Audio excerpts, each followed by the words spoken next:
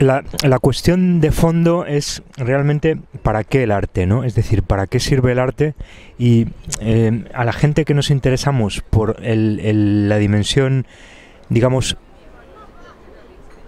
político-religiosa del arte, es decir, la gente que nos interesamos por conocer de qué manera el arte opera de alguna manera como dispositivo de poder, ¿no? Como estamos haciendo con el cine, es decir, no nos interesa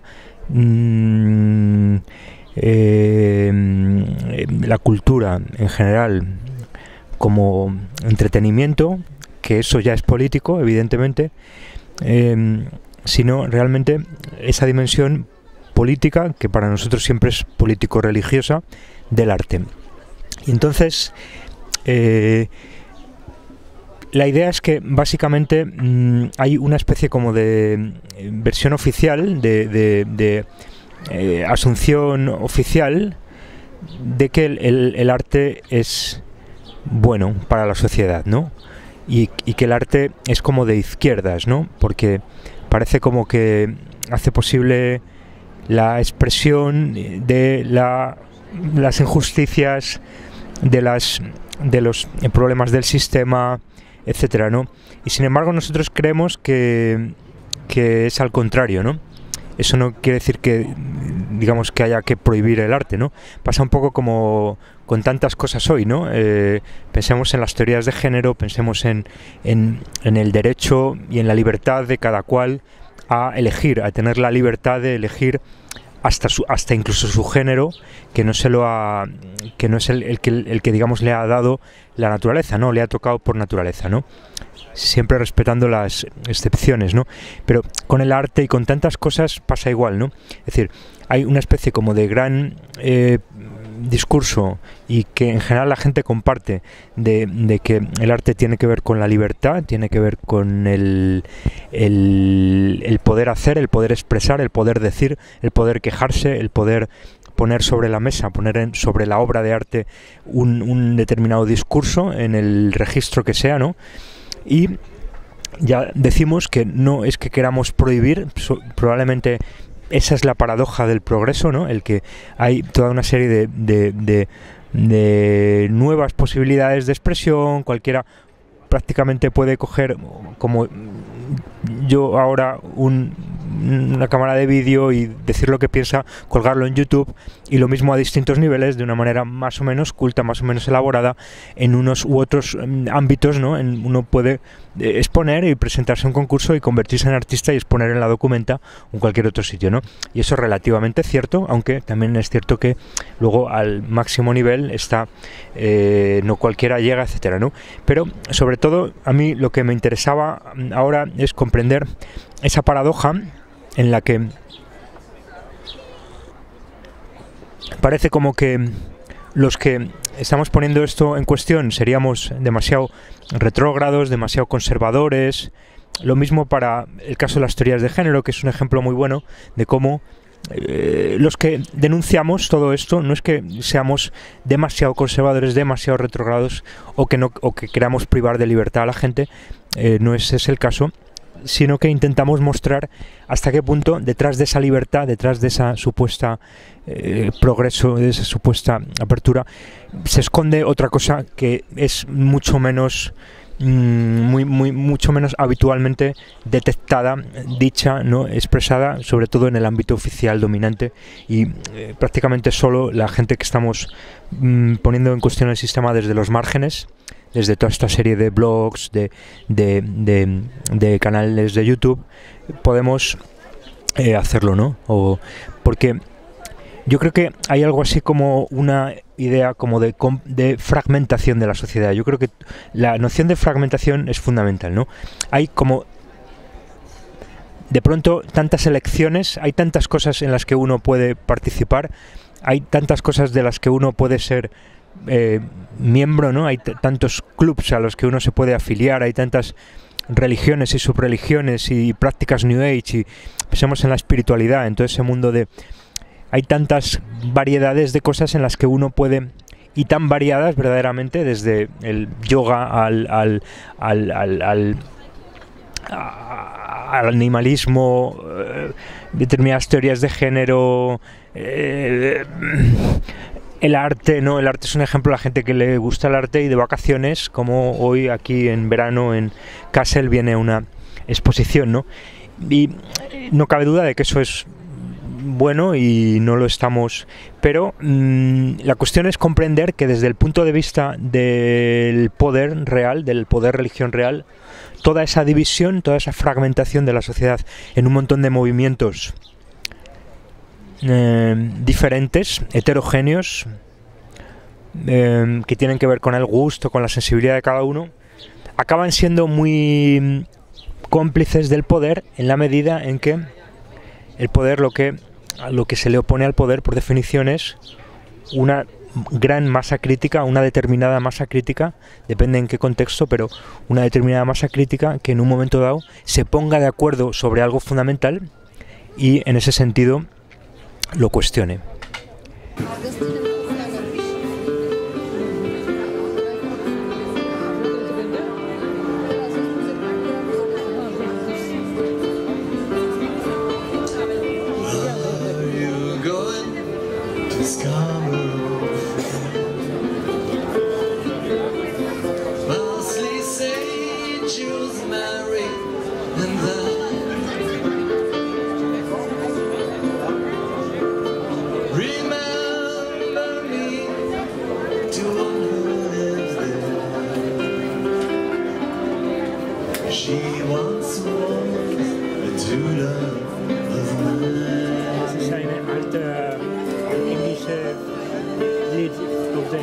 Entonces, parece que yo creo que una de las nociones clave para entender hasta qué punto la cultura es un dispositivo de poder-religión, es decir, es precisamente esta fragmentación, ¿no? Esta, digamos, canalización de una energía, que en definitiva es lo que es, pero sobre todo esa canalización al mismo tiempo es una especie como de estratificación en distintas actividades, en distintos gustos, en distintos...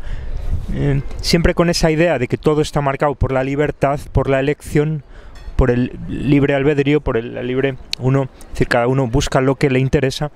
Entonces, uno encuentra a la gente con la que tiene algo en común, ¿no? Pensemos también en los canales de YouTube, en el fondo todo funciona igual, ¿no? Está este arte oficial, ¿no? Arte como la documenta de Kassel, ¿no? Por cierto, con una financiación pública muy importante, ¿no? A nivel estatal, a nivel de los Länder y a nivel local, ¿no? A los tres niveles de las instituciones públicas está fuertemente financiado, porque en el fondo el Estado es parte de la maquinaria, ¿no? Toda esa historia que nos cuentan de que el Estado es una pura fachada absorbida por el gran capital, ¿no? Y a su vez luego por los linajes de poder y toda la mecánica esa de... Pero...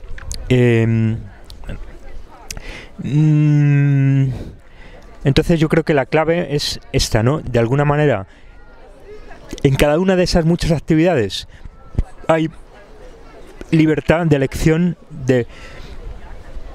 en el arte, ¿no? Y el arte vendría a ser como, en general, este arte moderno, contemporáneo, que desde su propia concepción, desde su principio, ¿no? Porque pensamos que el arte, hasta el arte moderno, hasta que irrumpió, digamos, la abstracción, ¿no? Hubo toda una especie como de el arte se fue como descomponiendo, ¿no? Desde el impresionismo, el primer expresionismo, ¿no? El expresionismo alemán, del Blaue Reiter, ¿no? El jinete azul, el grupo Die Brücke, ¿no? El puente, el fauvismo, y luego todos los postimpresionismos, y luego sin duda ya con el cubismo y ya con la abstracción, ¿no? Más dura desde Malevich, y luego el arte ya abstracto, pensemos en Rothko, pensemos en ya el expresionismo abstracto americano, Sidney Pollock, el surrealismo es una excepción, para mí es el arte más interesante de toda la modernidad, ¿no? porque ha seguido conservando el elemento figurativo, que de alguna manera es a donde quiero ir a llegar, ¿no? Yo creo que de lo que se trataba con el arte moderno y con el arte contemporáneo, que de alguna manera fue descomponiendo, como decimos, el arte más construido, más estructurado, más figurativo, más que guardaba mucha más relación con la realidad, ¿no? Es decir, la idea de figuración es importante, tan denigrada, ¿no?, por este arte abstracto, pero la idea era descomponerlo, y en última instancia yo creo que una obra clave en todo esto es la de Ortega y Gasset, ¿no?, la deshumanización del arte. Yo creo que es una de las aportaciones fundamentales para comprender el arte. También una obra mucho menos valorada de lo que es, porque pone radicalmente en cuestión el arte moderno, el arte abstracto, el arte deshumanizador, el arte que pierde esa como tema central el hombre, la figura humana, el cuerpo humano, pero también lo religioso, el Dios, el culto, sin duda esa abstracción del arte, en general esa descomposición del arte, pero también en última instancia la abstracción, porque yo entiendo esa descomposición del expresionismo, del primer expresionismo, del fauvismo, del cubismo y finalmente del expresionismo abstracto y de la abstracción ya pura y dura, y ya quizás el extremo está en el minimalismo, una obra reducida a 4 números y a 4 colores, etcétera, de Donald Judd, etcétera.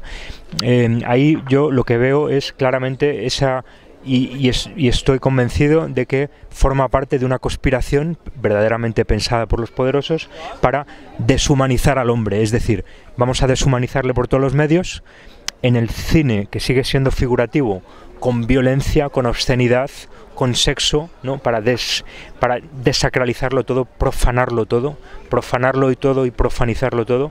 Y en el mundo del arte, incluso en el mundo del arte un poco más, un sector un poco más duro de pelar, un poco más crítico, lo que había que hacer es pegar el bandazo, romper con la figuración, trabajar con la abstracción y al mismo tiempo generar todo un aparato cultural, crítico, intelectual que fuese necesario como para entender, ¿no? Es decir, ya ese arte abstracto no se lo traga el público general, el que no ha estudiado, el que no ha leído, es decir, al que no le han lavado el cerebro con todas esas teorías de los críticos del arte, y al que sí le han lavado el cerebro, al que ha estudiado arte, al que ha estudiado arquitectura. Lo dice un arquitecto y estudiante de arquitectura que ha trabajado en arte y que ha expuesto y sabe de qué habla, y que de alguna manera viene de ahí y rechaza eso que ha hecho, ¿no? Como yo creo que es la única manera de evolucionar, haber pasado por y haber superado determinadas fases, ¿no? Como se supera, casi como una iniciación. Entonces, de alguna manera, la clave yo creo que está en la abstracción y en esa ruptura del arte con la figuración y con una forma que entendía cualquiera, ¿no? Eso no significa que la obra de arte no tuviese distintos niveles, porque también está para eso, ¿no? Y todo símbolo, precisamente lo que hace un símbolo poderoso es que sea un símbolo profundo, que tenga mucho recorrido, que tenga mucha profundidad, ¿no? Y ahí ya entraría la cuestión de la inversión simbólica, ¿no? Es decir, el iniciado es el que ha aprendido a invertir el símbolo y comprender el significado invertido, que en última instancia va a ser el del ritual de sexo y de sangre, satánico luciferino, que de alguna manera se esconde detrás del símbolo de la religión oficial, ¿no? El hombre invertido, el pentagrama invertido, la cruz profanada, etcétera, ¿no? Pero en el arte pasa un poco lo mismo, ¿no?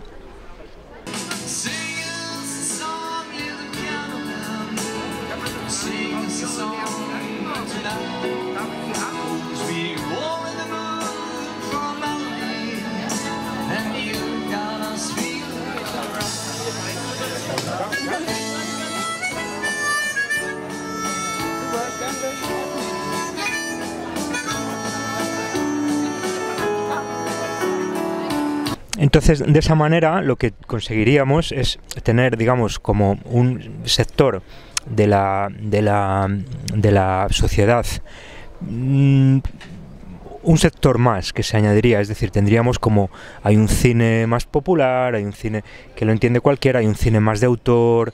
Lo mismo pasa con el arte, ¿no? Este arte culto vendría a ser un arte que no entiende todo el mundo, que no le interesa a todo el mundo, que que el mismo arte ya divide, ya está ahí para dividir en general, ¿no? Porque sí, por mucho que al final está el entendido y el no entendido, ¿no? Y entonces vas con alguien que no sabe de arte y parece que tú le tienes que explicar que hubo un manifiesto surrealista y un manifiesto yo qué sé, de Malevich y que hubo unos dadaístas que se reunían y que hacían determinadas cosas, ¿no? Y entonces y ya parece que precisamente eso está ahí para dividir a la sociedad, ¿no? Y efectivamente al final esa gente, por mucho que le explicas, no le interesa y se va al fútbol o se va a otros tantos, ¿no? Va viendo como un montón de actividades que fragmentan la sociedad, la dividen y hacen que, en última instancia, de lo que se trata, y por eso es un dispositivo político, es que toda una sociedad no se una en las cosas fundamentales y tenerlos entretenidos, tenerlos ocupados en toda una serie de temas, ¿no? Por ejemplo, si nos fijamos en algo tan importante como el dinero, ¿no? La famosa frase de Rothschild, dadme el control del dinero y no me importará quién haga las leyes. De la misma manera se podría aplicar casi a todo, ¿no? Dadme el control del dinero, ¿no?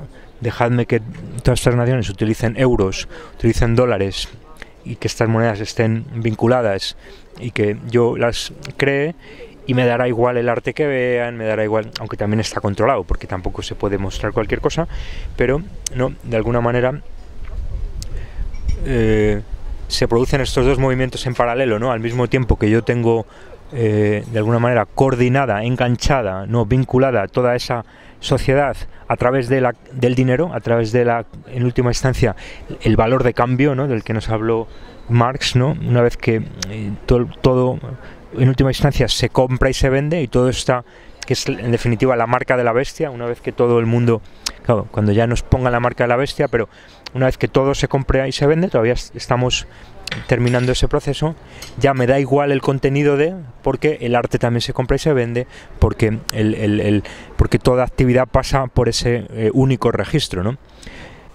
Pero lo que está claro es que esto no significa que estemos en contra o que haya que prohibir de toda esa libertad y toda esa actividad, porque en el fondo es mejor así que no lo contrario, ¿no? Es decir, en definitiva eso vendría a ser simplemente una característica de nuestra sociedad moderna, contemporánea, que es esa fragmentación como en muchos elementos, ¿no? Y sobre todo, además, lo bueno de eso, y lo dice alguien que, como digo, trabaja con imágenes, con símbolos, con collages, porque creemos que es bueno, en última instancia, el que en esa sociedad haya símbolos y haya, es decir, frente a lenguajes menos simbólicos, más cerrados a una sola interpretación, todo lo que sea elementos que nos ponen en relación pero que admiten muchas interpretaciones, que en definitiva es el símbolo, en el mejor de los casos, un símbolo que es muy abierto a muchas interpretaciones, que en definitiva es lo que es el arte. El arte es por definición simbólico porque trabaja a muchos niveles y admite muchas interpretaciones, está muy abierto a muchas interpretaciones. Esto puede parecer paradójico, pero en definitiva, es decir, estamos a favor de eso. Eso es bueno para una sociedad, que haya eso, que haya posibilidad de muchas interpretaciones, pero al mismo tiempo hay que reconocer que eso funciona como un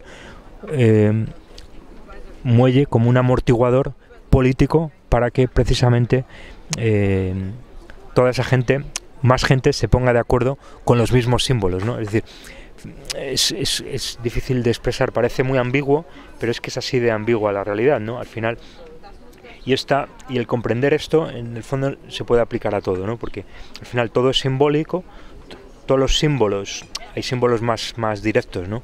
El lenguaje también es símbolo, ¿no? Y parece que es más directo, pero en realidad siempre está implícita esta ambigüedad, ¿no? de la significación, ¿no? De un determinado palabra, concepto. Entonces, en definitiva, el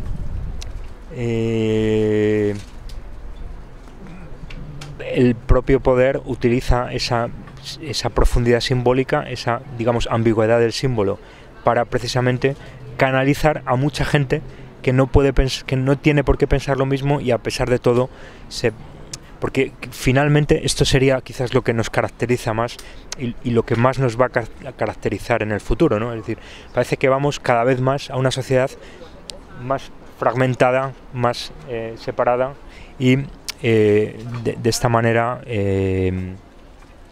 al final lo que tenemos es, pues, lo que decíamos, una sociedad que no se pone de acuerdo en lo fundamental y que está por ahí circulando alrededor de símbolos y de cuestiones que admiten todo tipo de posibilidades para que no se pongan de acuerdo en lo fundamental, aunque lo fundamental sigue siendo algo tan abstracto como el dinero, ¿no? Como el dinero que es central, ¿no?